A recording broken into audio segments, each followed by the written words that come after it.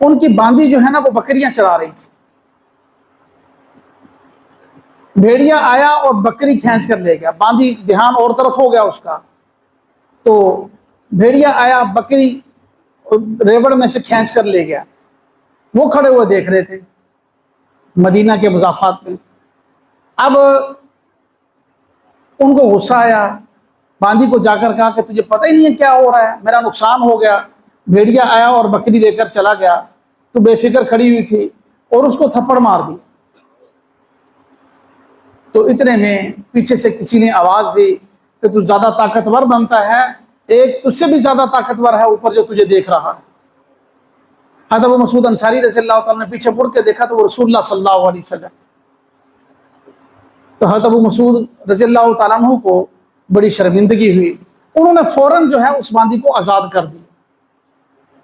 تو آپ صلی اللہ علیہ وسلم نے ارشاد الحمدللہ وحدہ والصلاة والسلام علی من لا نبی بعدہ ولا معصوم بعدہ ولا رسول بعدہ ولا امت بعد امته ولا کتاب بعد کتابی نحمده ونصلي ونسلم على رسوله الكريم اما بعد فاعوذ بالله من الشيطان الرجيم بسم الله الرحمن الرحيم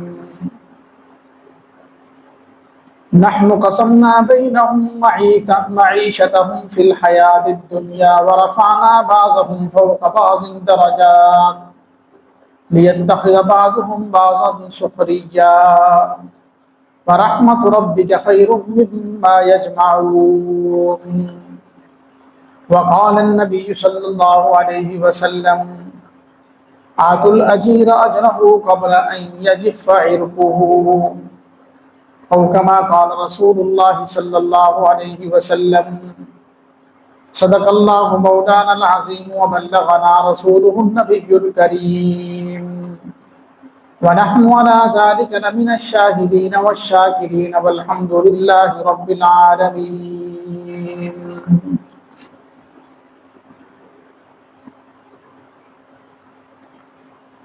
اللهم صل على محمد وعلى آل محمد كما صليت على إبراهيم وعلى آل إبراهيم إنك حميد مجيد.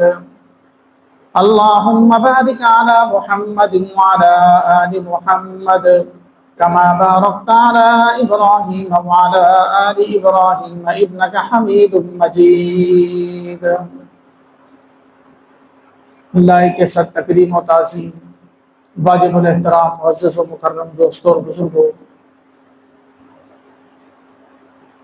بالکل موقع کی مناسبت سے جیسا کہ ہم سب کو معلوم ہے کہ آج یوم مزدور ہے، 1 مئی مزدوروں کے حقوق اجاگر کرنے کے لیے ایک دن متعین کیا گیا ہے۔ اسی مناسبت سے چلو ایک موقع ہے، اس حوالے سے بات کر لیتے ہیں، ورنہ اس کی تاریخ میں بھی بڑے شکوک و شبہات ہیں۔ یوم مزدور کیسے بنایا گیا، کن لوگوں کی یادگار ہے، کیا ہے، اور ہمارے اس دین اسلام کے اندر تو ہر دن یوم مزدور ہے۔ ہمیں تو روز تلقین ہے کہ مزدوروں کا خیال رکھو، مزدوروں کے حقوق ادا کرو۔ اب بہت ہی قابل غور اور بڑی اہم بات ہے، انشاءاللہ ہم اسی عنوان پر قرآن و حدیث پر کے حوالے سے بات کریں گے کہ ہمارا قرآن کیا کہتا ہے، حدیث کیا کہتی ہے مزدوروں کے حقوق کے بارے میں۔ اب ہم جو ہے نا کچھ غلط فہمیوں کا شکار ہو گئے۔ مزدور یہ سمجھتا ہے کہ صرف میرے ہی حقوق ہیں اور مجھے کچھ نہیں کرنا، میری کوئی ذمہ داریاں نہیں ہیں، اور اس نے وہ حدیث یاد کی ہوئی ہے کہ نبی پاک صلی اللہ علیہ وسلم نے فرمایا ہے کہ مزدور کا پسینہ خشک ہونے سے پہلے اس کی مزدوری دے دو۔ یہ ہم سب کو یاد ہے، جب بھی اپنی باری آتی ہے تو ہم اس کو بیان کرتے ہیں۔ اور دوسری طرف مالک کو شکایت ہے، کام کروانے والے کو شکایت ہے، وہ کہتا ہے نہیں سارے مزدور خراب ہیں، आराम खोर हैं, काम चोर हैं, सारी खराब। तो दोनों तरफ से हम इफरात व तफरीत का शिकार हैं। दोनों तबकात को अपने अपने हकूक़ का ख्याल करना होगा। अगर इस्लामी उसूलों के मुताबिक हमारे आका नबी करीम सल्लल्लाहु अलैहि वसल्लम ने जो कुछ हमें इरशाद फरमाया उसके मुताबिक, कुरान के मज़ामीन और अल्लाह के फ़रामीन के मुताबिक हम अपने अपनी ज़िम्मेदारियों का लिहाज करेंगे तो नौबत यहाँ तक पहुँचेगी नहीं, परेशानी नहीं आएगी, झगड़ा नहीं होगा आपस में। तो इंशाअल्लाह इसी पर बात करते हैं। वैसे तो हर बंदा ये जो है ना हालात की तंगी से दो चार है, लेकिन एक मजदूर तबका जो है उसके हालात कुछ ज़्यादा पेचीदा है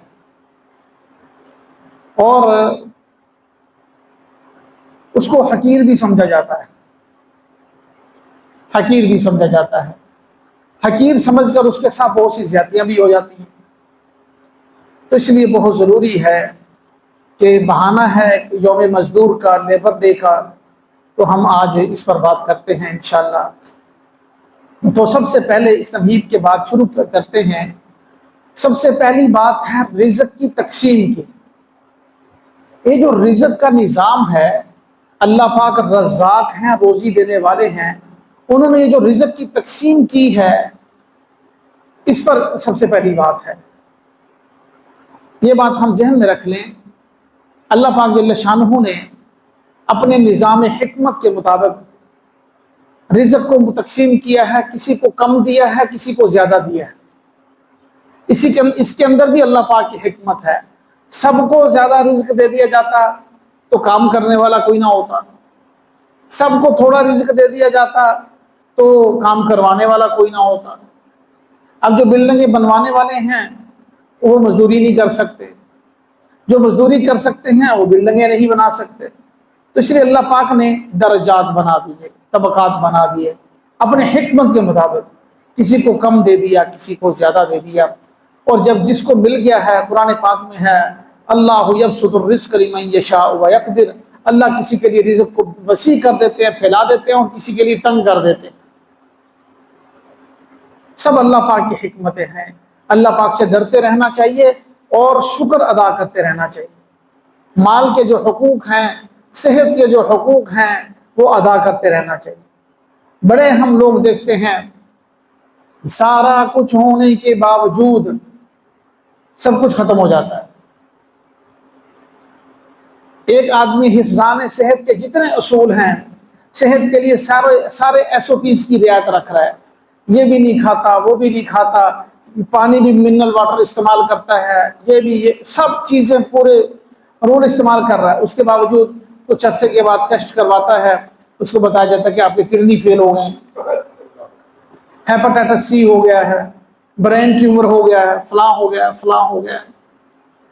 तो भाई अल्लाह से डरते रहना चाहिए। माल मिला है, सेहत मिली है, जवानी मिली है, ज़िंदगी मिली है, इसको गनीमत समझें। इसलिए कि अल्लाह पाक की तकदीर का पहिया जब उल्टा चलेगा तो फिर मामला ख़राब हो जाएगा। फिर यही जो दूसरों को तकब्बुर की निगाह से देखता है, दूसरों को कोसता है, फिर ये उसी सफ में जाकर खड़ा हो जाएगा जहाँ पर दूसरे लोग खड़े। तो इसलिए रिज़्क़ की तकसीम अल्लाह पाक ने अपने हाथ में रखी है और फरमाया है कि नबी पाक सल्लल्लाहु अलैहि वसल्लम को हुक्म है नहनु नर्ज़ुकुम, आप अपना काम करते रहिए। जो हमने आपको दीन के काम के लिए, तबलीग के लिए, दीन इस्लाम की इशाअत के लिए दुनिया में भेजा, आप वो करते रहें। नहनु नर्ज़ुकुम, हम आपको रिज़्क़ देंगे। कुरान पाक में फरमाया इन्नल्लाह हुवा रज़्ज़ाक़ु ज़ुल कुव्वतिल मतीन, अल्लाह पाक सबसे बड़े रिज़्क़ देने वाले हैं और ताकतवर हैं, ताकतवर हैं। कमज़ोर बंदा हर जगह रिज़्क़ नहीं पहुंचा सकता। वो कितना बड़ा सुपर पावर हो ना, उससे भी ऐसी जगह रह जाती है जहां वो रिज़्क़ नहीं पहुंचा सकते। अभी भी समंदर का 3% हिस्सा ऐसा है जो साइंसदान वहां तक नहीं पहुंचे, 1% को उन्होंने देखा है। बहुत ज्यादा गहरे पानियों तक वो नहीं पहुंचे। वहां रिज़्क़ कौन पहुंचा रहा है? ذُو القوۃ المتین، جو طاقت والا ہے۔ وما من دابۃ فی الارض الا علی اللہ رزقها ویعلم مستقرها ومستودعها۔ اللہ پاک جل شانہ روئے زمین پر چلنے والے جتنے جاندار ہیں سب کا رزق فرمایا اللہ فرماتے ہیں میرے پاس ہے ان کا رزق، الا علی اللہ رزقها ویعلم مستقرها ومستودعها۔ اور اللہ پاک فرماتے ہیں کہ مجھے معلوم ہے کہ انہوں نے کہاں کوچ کر کے جانا ہے، کہاں انہوں نے ٹھہرنا ہے۔ جہاں جہاں بندے نے جانا ہے اس کے جانے سے پہلے اس کا رزق وہاں پہنچا دیا جاتا ہے۔ اس ایئرپورٹ پہ اس نے اتنے ٹائم سٹے کرنا ہے، وہاں سے پانی لینا ہے، وہاں اس نے لنچ کرنا ہے، سارا رزق پہلے بندوبست ہے۔ دنیا کی کوئی اور طاقت اتنا بندوبست نہیں کر سکتی، وہ اللہ ہے، اس کا غیبی نظام ہے، اس کو پتہ ہے میرے بندے نے فلاں وقت کہاں پہنچے، پہلے پہنچا ہوا سارا کچھ۔ یعلم مستقرها ومستودعها، اللہ پاک کو سب کچھ معلوم، کل فی کتاب مبین، سب کچھ لکھا ہوا ہے۔ اب وہ آیت جو میں نے خطبے میں پڑھی ہے اس کے پڑھنے کے بعد آگے چلتے ہیں۔ اللہ پاک جل شانہ قرآن پاک میں ارشاد فرماتے ہیں، سورۃ الزخرف کی آیت ہے، نحن قسمنا بینہم معیشتہم فی الحیات الدنیا، ہم نے انسانوں کے درمیان ان کی معیشت کو تقسیم کیا ہے۔ بالکل اللہ پاک فرماتے ہیں ہم نے تقسیم کیا ہے، نحن قسمنا بینہم معیشتہم فی الحیات الدنیا ورفعنا بعضہم فوق بعض، اور ان میں سے بعض کو بعض پر ہم نے درجات دے دیے ہیں، کسی کو مال کم دے دیا ہے، کسی کو زیادہ دے دیا ہے دنیا کا نظام چلانے کے لیے، کسی کو مزدور بنا دیا ہے، کسی کو ٹھیکیدار بنا دیا ہے، کسی کو مالک بنا دیا ہے۔ نحن قسمنا بینہم معیشتہم فی الحیات الدنیا ورفعنا بعضہم فوق بعض درجات لیتخذ بعضہم بعضا سخریا، تاکہ وہ ایک دوسرے سے کام لے سکیں، ایک دوسرے کے کام آ سکیں۔ دیکھیں بالکل واضح طور پر اس آیت کے اندر اللہ پاک جل شانہ نے یہ جو اپنا نظام معیشت ہے اس کی تقسیم کی حکمت کو اللہ پاک نے بتلا دیا، لیتخذ بعضہم بعضا سخریا، تاکہ وہ ایک دوسرے سے کام لے سکیں۔ تو رزق اللہ پاک کے ہاتھ میں ہے، اور اس کی تقسیم کسی کو زیادہ دیا، کسی کو کم دیا، کسی کو مالک بنایا، ٹھیکیدار بنایا، کسی کو مزدور بنایا، اس کے اندر حکمتیں بھی اللہ پاک کی ہیں۔ حکیم ذات ہے، اس کو پتہ ہے کس کو کتنا دینا ہے۔ ایک تو یہ بات ہم ذہن میں رکھیں کہ رزق اللہ کے ہاتھ میں، اور قاسم تقسیم کرنے والے بھی اللہ پاک ہیں۔ اور پھر اس کے بعد جو ہے مزدور کو یہ حکم ہے، اور سب کو ہی حکم ہے کہ حلال روزی کماؤ، حلال روزی کماؤ۔ قرآن و حدیث کے اندر حلال روزی کمانے کی بہت زیادہ تلقین آئی ہے اور حوصلہ افزائی کی گئی، حوصلہ افزائی کی گئی ہے۔ نبی پاک صلی اللہ علیہ وسلم کا فرمان ہے، شعب الایمان حدیث کی کتاب ہے، اس کے اندر یہ مذکور ہے، طلب کسب الحلال فریضۃ بعد الفریضہ، نماز فرض پڑھنے کے بعد رزق حلال کمانا ایسے ہی فرض ہے جیسے نماز فرض۔ رزق حلال کمانا ایسے ہی فرض ہے، نماز پڑھنے کے بعد سب سے بڑا فرض یہ ہے، نوافل پڑھنے، دوسرے نوافل جو ہے دوسرے خیرات، دوسرے کاموں کرنے سے پہلے سب سے پہلے حلال روزی کمانا ہے، اس کی تلقین کی گئی ہے۔ اور اسی طرح حضرت جابر رضی اللہ تعالیٰ کی حدیث ہے، نبی پاک صلی اللہ علیہ وسلم نے ارشاد فرمایا، یا ایھا الناس اتقوا اللہ، اے لوگو اللہ سے ڈرو، اور فرمایا کہ وجملوا فی الطلب، روزی طلب کرنے کے اندر حلال طریقہ، صحیح طریقہ اختیار کرو، حرام طریقہ اختیار نہ کرو۔ اور فرمایا کہ فإن نفسا لن تموت حتى تستوفی رزقها، کوئی نفس اس وقت تک، کوئی ذی روح، کسی کو اس وقت تک موت نہیں آئے گی جب تک کہ وہ اپنا پورا رزق وصول نہیں کر لے گا۔ ایک بندہ حرام طریقے سے زیادہ پیسے کمانے کی کوشش کرتا ہے، تو نبی پاک صلی اللہ علیہ وسلم فرما رہے ہیں یہ تو وعدہ ہے، سنن ابن ماجہ کی حدیث ہے، یہ تو وعدہ ہے کہ رزق اس وقت تک موت نہیں آئے گی جب تک اس کو رزق وہ پورا نہیں کر لے گا۔ تو بھئی حرام کمانے کی کیا ضرورت ہے، ڈنڈی باندھنے کی کیا ضرورت ہے؟ ہم اگر مزدوری کر رہے ہیں تو اپنی مزدوری کے اندر خیانت کرنے کی ہمیں ضرورت ہی کیا ہے؟ رزق تو ہمیں مل کر ہی رہے گا، مزدوری بھی لے رہے ہیں اور اس کے ساتھ ساتھ ہم جو ہے خیانت بھی کر رہے ہیں، ٹھیکیدار کا سامان بھی بیچ رہے ہیں، مالک کا سامان بھی بیچ رہے ہیں، زیادتی کر رہے ہیں نا ہم۔ تو رزق تو بھائی جتنا مقدر میں ہے وہ تو مل کر رہے، ایسا کیوں کر رہے ہیں؟ پھر اس کے بعد نبی پاک صلی اللہ علیہ وسلم نے ارشاد فرمایا وَإِنْ أَبْطَأَ عَنْهَا، اگرچہ اس روزی کے ملنے میں تاخیر ہی ہو جائے، کیونکہ ہم تھوڑے سے نا بے صبرے ہو جاتے ہیں، تھوڑے سے بے صبرے ہو جاتے ہیں، ہم کہتے ہیں جلدی آ جائے، جلدی آ جائے، صبر نہیں ہوتا ہے۔ کسی کی گاڑی بڑی دیکھی تو بے صبرے ہو گئے، کسی کا بڑا گھر دیکھا بے صبرے ہو گئے، پھر ہم کہتے ہیں جلدی آ جائے، اس کو ہر جائز و ناجائز طریقے سے حاصل کرنے کی کوشش کرتے ہیں۔ اور فرمایا نبی پاک صلی اللہ علیہ وسلم نے خذوا ما حل ودعوا ما حرم، کہ جس چیز کو اللہ نے حلال کیا ہے وہ لے لو، جس کو اللہ نے حرام کیا ہے وہ چھوڑ دو۔ رزق حلال کمانے کی خاص طور پر جو ہے نبی پاک صلی اللہ علیہ وسلم نے تلقین فرمائی۔ اب اس سے اگلی بات جو ہے وہ یہ ہے کہ مزدور کو حقیر نہ سمجھا جائے، مزدوری کے پیشے کو حقیر نہ سمجھا جائے۔ اگر یہ ہم ایک مثال کے طور پر عرض کر رہا ہوں، مجھے اللہ نے آج زیادہ دے دیا ہے تھوڑا سا، اور میں تھوڑا سا خاکہ اڑ رہا ہے تو مجھے تکلیف ہو رہی ہے، مزدور کے کپڑے تھوڑے سے میلے ہیں، پیچھے ہو کے کھڑا ہوں، میں اس کو ہاتھ بھی نہیں ملا رہا، آفس میں بیٹھا ہوں، اے سی چل رہے ہیں، اتنا موٹا قالین بچھا ہوا ہے، اور میں بڑے نخرے سے کہہ رہا ہوں کہ تیرے پاؤں گندے اندر نہیں آنا، وہی کھڑے ہو کر بات کر۔ تو اس لیے مزدور کو حقیر نہ سمجھا جائے، کسی بھی پیشے کو حقیر نہ سمجھا جائے۔ نبی پاک صلی اللہ علیہ وسلم نے ارشاد فرمایا کہ سب سے بہترین رزق جو انسان کھاتا ہے، سب سے بہترین رزق آدمی جو کھاتا ہے وہ ہے جو اس نے اپنے ہاتھوں کی کمائی سے کمایا ہوتا ہے، سب سے بہترین رزق وہ ہے۔ اور پھر اسی حدیث میں آپ صلی اللہ علیہ وسلم نے فرمایا اللہ کے پیغمبر داؤد علیہ السلام اپنے ہاتھ سے روزی کما کے محنت کر کے کھایا کرتے تھے۔ وہ قرآن پاک میں بھی اللہ پاک جل شانہ نے ارشاد فرمایا وَعَلَّمْنَاهُ صَنْعَةَ لَبُوسٍ لَكُمْ لِتُحْصِنَكُمْ، ہم نے داؤد علیہ السلام کو زریں بنانے کا کام دیا، لوہار کا کام کیا کرتے تھے داؤد علیہ السلام۔ حضرت ابو ہریرہ رضی اللہ تعالیٰ عنہ کی حدیث ہے ترمذی شریف کے اندر، نبی پاک صلی اللہ علیہ وسلم نے ارشاد فرمایا کان نبی اللہ زکریا علیہ السلام نجاراً، زکریا علیہ السلام درخان کا کام کیا کرتے تھے، بڑھئی کا کام کیا کرتے تھے، اللہ کے پیغمبر۔ موسیٰ علیہ السلام نے قرآن پاک میں سورۃ القصص کے اندر ہے کہ 8 سال 10 سال شعیب علیہ السلام کی بکریاں چرائیں، اور نبی پاک صلی اللہ علیہ وسلم کی ایک حدیث ہے صحیح جس کے اندر آپ نے فرمایا کہ تمام نبیوں نے بکریاں چرائی ہیں۔ سائل نے پوچھا کہ یا رسول اللہ فأنت، آپ نے بھی چرائی ہیں؟ فرمایا کہ ہاں میں بھی مکہ والوں کی بکریاں چند قرات، چند پیسوں کی قرات کہتے ہیں، چند پیسوں کے عوض میں مکہ والوں کی بکریاں چرایا کرتا تھا، میں نے بھی مزدوری کی، آپ نے خود بتلایا۔ تو اس لیے بھائی مزدوری کے پیشے کو حقیر نہ سمجھا جائے، نبیوں نے کیا، صحابہ نے کیا۔ اب خلیفہ بنے سیدنا ابو بکر صدیق رضی اللہ تعالیٰ عنہ، چادریں بنتے بھی تھے، اس کے ماہر تھے، وہ بیچتے بھی تھے، تاجر بھی تھے۔ خلیفہ بنتے ہی صبح 2 چادریں کندھے پہ ڈالی اپنی بنائی ہوئی اور بازار میں بیچنے کے لیے نکلے۔ تو عمر رضی اللہ تعالیٰ عنہ ملے، پوچھا کہ ابو بکر کدھر؟ کہنے لگے کہ میں اپنے کام پر جا رہا ہوں روزی پہ۔ آپ ادھر کام کے لیے جا رہے ہیں، خلافت کے کام کون سنبھالے گا؟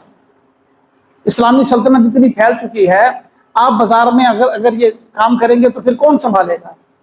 ہاں تو عمر واپس لے کر آگے کہنے لگے بچوں کے لیے شام کو کھانا بھی تو لے کر جانا ہے، بچے بھوکے رات کو انتظار کریں گے شام کو، ان کے لیے کیا لے کر جاؤں؟ فرمایا آ جاؤ اس کا بندوبست کرتے ہیں۔ آئے مجلس شورا کے سارے اراکین کو بلایا گیا، حضرت علی رضی اللہ تعالیٰ عنہ کا مشورہ مانا گیا۔ آپ نے فرمایا کہ نہیں، آپ چونکہ حکومت اسلامیہ کا کام کرتے ہیں تو ہم آپ کے لیے بیت المال سے تنخواہ مقرر کریں گے۔ وہ پھر اگلی بات ہے کہ کتنی تنخواہ مقرر کی جائے۔ فرمایا کہ میری تنخواہ ایک مزدور کے برابر مقرر کر دی جائے۔ پوچھا گیا کہ اس میں آپ کا گزارا کیسے ہوگا؟ حضرت ابوبکر صدیق رضی اللہ عنہ تعریفی الفاظ ارشاد فرمایا کہ اگر اس میں مزدور کا گزارا میرا گزارا نہیں ہوگا تو میں مزدور کی مزدوری بھی بڑھا دوں گا۔ اگر مزدور گزارا کر رہا ہے تو میرا بھی گزارا اس میں ہونا چاہیے۔ خلیفہ وقت جو ہے ایک مزدور جتنی تنخواہ لے کر جو اسے گزارا کر، تو پھر ان کا اس کے بعد حضرت عمر، حضرت عثمان، حضرت علی بیت المال سے تنخواہ ہی ملتی رہی نظرات۔ تو اس لیے میرے عزیز دوستو، اس مزدوری کو جو ہے چاہے وہ سالانہ مزدوری ہو، سال کا کانٹریکٹ ہوتا ہے، سال کے بعد پیسے ملتے ہیں، چاہے ماہانہ مزدوری ہو، مہینے کے بعد کسی کو تنخواہ ملتی ہے، چاہے روزانہ کی مزدوری ہو، 24 گھنٹے کے بعد اس کو دہاڑی دی جاتی ہے، 8 گھنٹوں کے بعد صبح شام تک کام کیا اس کو مزدوری دی جاتی ہے، किसी भी किस्म का पेशा हो उसको हकीर न समझा जाए। एक तो ये बात होगी। मैंने हवालों के साथ ये बात साबित की है। अंबिया मजदूरी किया करते थे, सहाबा मजदूरी किया करते थे, उनकी तनख्वाहें मुकर्रर थी, वो लिया करते थे। अब इसके साथ साथ जो है ये बात भी हम जहन में रख लें कि मांगने की बजाय मजदूरी करना अल्लाह पाक को ज़्यादा पसंदीदा है। और दीन इस्लाम में जो है इसकी बहुत ज़्यादा तलकीन आई है, मांगा ना जाए। इस पर एक लंबी हदीस है कि उसका मैं खुलासा अर्ज़ करता हूँ। अबू दाऊद शरीफ के अंदर ये हदीस मौजूद है। एक अंसारी सहाबी जो हैं वो नबी पाक सल्लल्लाहु अलैहि वसल्लम की खिदमत में हाजिर हुए। इस हदीस के रावी अनस रज़ियल्लाहु ताला अन्हु हैं। फरमाते हैं कि एक अंसारी सहाबी नबी पाक सल्लल्लाहु अलैहि वसल्लम के पास आए तो आपने उनकी देखी कि हालत बहुत ज़्यादा ख़राब है। आपने उनको बुला लिया, इधर आओ। ये वाक़या सुनने का है, पहले भी सुना होगा साथियों ने, ईमान ताज़ा हो जाएगा तवज्जो से सुनेंगे। फरमाया कि इधर आओ, पास बुला लिया। पूछा कि आपके पास कुछ है? कहने लगे या रसूलल्लाह, घर में एक चादर है, बिछोना है, जिसको मैं नीचे बिछा लेता हूँ, आधी आधी ऊपर ओढ़ लेता हूँ, और एक प्याला है लकड़ी का घर के अंदर मौजूद है। आपने फरमाया कि ले आओ। वो दोनों चीज़ें आपने मंगवा ली। मंगवा कर फरमाया कि मन मिनकुम यश्तरी, तुम में से कौन इसको खरीदेगा? तो ज़रूरत ना भी होती ना तो सहाबा नबी पाक सल्लल्लाहु अलैहि वसल्लम को खुश करने के लिए कहते या रसूलल्लाह मैं खरीदूंगा। आपने एक मुतालबा किया, उसको पूरा तो करना है ना। मनशा को देखते थे कि रसूलल्लाह चाहते क्या हैं, कितने का? कहने लगे या रसूलल्लाह 1 दिरहम के बदले ये दोनों चीज़ें खरीदूंगा। आपने फरमाया कि मैं यजीद, और ज़्यादा कौन देगा? ये जो बोली की खरीदो फरोख्त, मंडी में बोली लग रही होती है ना, हाँ जी, एक टोकरा रखा हुआ है तरबूज का, खरबूजों का, भिंडी का, बोली लग रही है, और ज़्यादा कौन देगा, और ज़्यादा कौन देगा? जब बोलियां लग रही होती, बोली की बै यहीं से साबित है, इसी हदीस से साबित। आपने फरमाया कि मैं यजीद, ज़्यादा कौन देगा? तो एक दूसरे सहाबी ने कहने लगे या रसूलल्लाह मैं 2 दिरहम के बदले में खरीदता हूँ, मैं ज़्यादा दूंगा 1 दिरहम। आपने उसको वो चादर और प्याला दे दिया और वो 2 दिरहम लेकर उसको दिए कि 1 दिरहम का घर में राशन लेकर दो, खाना लेकर दो, और 1 दिरहम का जाकर कुल्हाड़ा लेकर आओ। अब वो सहाबी, उन्होंने घर के अंदर खाने का जो सामान 1 दिरहम का उस वक़्त में आ सकता था वो दिया, और एक कुल्हाड़ा लेकर आ गए। अब आका इनामदार मदनी करीम सल्लल्लाहु अलैहि वसल्लम वजह कायनात हैं, सूदे कायनात हैं। आपने खुद उस कुल्हाड़े के अंदर दस्ता डाला लकड़ी का, खुद डाला अपने हाथों से, अहमियत बतलाने के लिए कि हाथ से कमाना मांगने से बेहतर है। और फिर उसको फरमाया कि जाओ 15 दिन तक, हम 17 यौमन ला उरियन्नका, मैं तुझे 15 दिन तक यहाँ ना देखूं। मस्जिद नबवी की एक नमाज 50,000 नमाज के बराबर है, और इमामुल अंबिया के पीछे नमाज है। फरमाया कि जंगल में जाओ, लकड़ियां काटो और बेचो, 15 दिन तक तुम मुझे यहां नजर ना हो। कैसा सबक सिखाया है उम्मत को, ये तालीम दी आप सल्लल्लाहु अलैहि वसल्लम। अब वो अंसारी साहबी जो हैं 15 दिन के बाद आए तो बड़े खुशहाल हैं। घर के अंदर भी जो चीज़ें बेची थी उससे डबल ले ली, और पैसे भी पास मौजूद हैं, बड़े खुशहाली है, जिस्म पर कपड़े भी अच्छे हैं, और जो है साफ़ सुथरे भी हैं। तो आप सल्लल्लाहु अलैहि वसल्लम ने फरमाया कि तेरी ये हालत उस पहली हालत से 1000 दर्जे बेहतर है। और आप सल्लल्लाहु अलैहि वसल्लम ने इस मौके पर बड़े ज़बरदस्त अल्फाज फरमाया कि ये हालत तेरी बेहतर है उस हालत से, इसलिए कि वो जो तूने मांगने वाली हालत बनाई हुई थी, चाहे नहीं मांग रहा था, तूने वो मांगने वाली जो हालत बनाई हुई थी वो हालत तेरी ठीक नहीं थी। मैं नहीं चाहता कि तू रोज़े महशर अल्लाह के सामने ऐसे पेश हो कि तेरे मुंह पर खड्डे पड़े हुए, दाग बने हुए। हदीस पाक है, जो बगैर ज़रूरत के बिला वजह मांगता है उसके चेहरे पर दाग होंगे, इसे सारी दुनिया पहचानेगी कि ये साइल था, बिला वजह मांगा करता था। करोड़पति हैं, घर में लैंड क्रूज़र रखी है और मांग रहे हैं।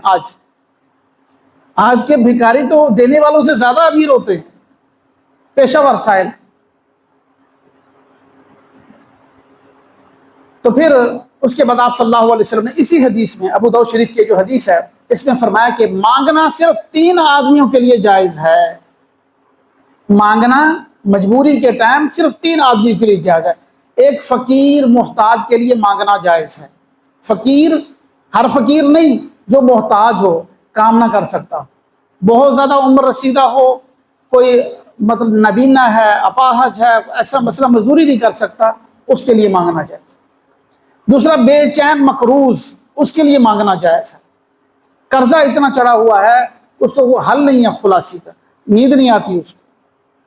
اور تیسرا جس نے دیت خون بہا دینا ہو، نہ اس سے غلطی سے قتل ہو گیا ہو اور اس کے اوپر عدالت نے جو ہے وہ جرمانہ لگایا ہو، دیت دینی ہو اس نے مقتول کے ورثاء کو، اس کے لیے مانگنا جائز ہے تاکہ وہ پیسے دے کر اپنی جان چھڑوا سکے، خلاصی حاصل کر سکے۔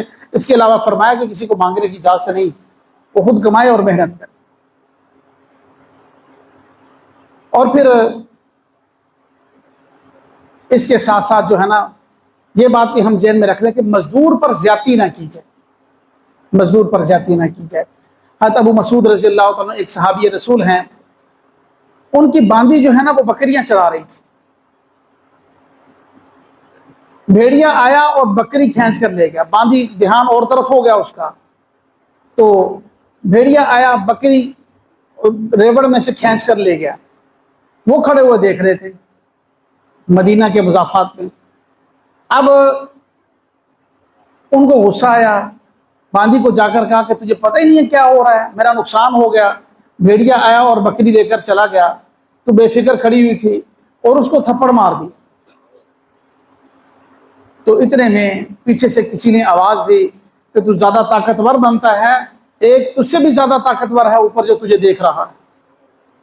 حضرت ابو مسعود انصاری رضی اللہ تعالیٰ نے پیچھے مڑ کے دیکھا تو وہ رسول اللہ صلی اللہ علیہ وسلم۔ تو حضرت ابو مسعود رضی اللہ تعالیٰ عنہ کو بڑی شرمندگی ہوئی، انہوں نے فوراً جو ہے اس باندی کو آزاد کر دی۔ تو آپ صلی اللہ علیہ وسلم نے ارشاد فرمایا کہ تو نے جو اس کو مارا تھا نا، اس کا فدیہ یہی تھا، اس کا کفارہ یہی تھا کہ تو اس کو آزاد کر دیتا۔ اگر تو اس کو آزاد نہ کرتا تو میں اپنی آنکھوں سے دیکھ رہا تھا کہ تجھے جہنم کی آگ اپنی لپیٹ میں لے لیتی۔ بھائی مزدور کے ساتھ زیادتی نہ کی جائے۔ دیکھیں موٹر سائیکلوں کا کام سیکھ رہا ہے، حجام کا کام سیکھ رہے ہیں، ہوٹل پہ چھوٹے چھوٹے بچے ہیں، لیبر کے ساتھ بہت زیادتیاں کی جاتی ہیں۔ جہاں تک ہماری آواز جائے گی، کوئی سوشل میڈیا کے ذریعے ہمیں سنے گا، یا یہاں پر جتنے ہمارے مسلمان بھائی موجود ہیں، تو ہم میں سے اگر کوئی استاد ہے، ہمارے پاس لیبر موجود ہے روزانہ کا کام، سختی نہ کرے، کسی کی انسلٹ نہ کرے، کسی کے ساتھ وہ پتہ نہیں کس مجبوری میں ہے بیچارہ، کسی کے ساتھ زیادتی نہ کرے۔ چھوٹے چھوٹے بچے ہیں، رات کو بیمار رہے، ساری رات نہیں سویا، صبح آ کر کمپیوٹر پہ بیٹھا سو رہا ہے، توجہ نہیں ہے، کام خراب ہو گیا، تو ڈانٹے مت، ہمیں نہیں پتہ کہ اس کے کیا حالات ہیں۔ یہ بھی ہم اپنا یہ ذہن میں رکھا کریں کہ اس کی جگہ اگر میں ہوتا تو میرے ساتھ کیا ہوتا۔ تو اس لیے میرے عزیز دوستو اس بات کا خیال رکھنا جو ہے نا وہ بہت ضروری ہے، اس لیے کہ اللہ پاک جل شانہ ارشاد فرماتے ہیں، حدیث قدسی ہے کہ 3 بندوں کی طرف سے قیامت کے دن میں خود مدعی بنوں گا۔ اللہ پاک فرما رہے میں مدعی بنوں گا، میں مدعی بنوں گا، میں جھگڑا کروں گا ان کی طرف سے، میں سزا دوں گا 3 بندوں کی طرف سے۔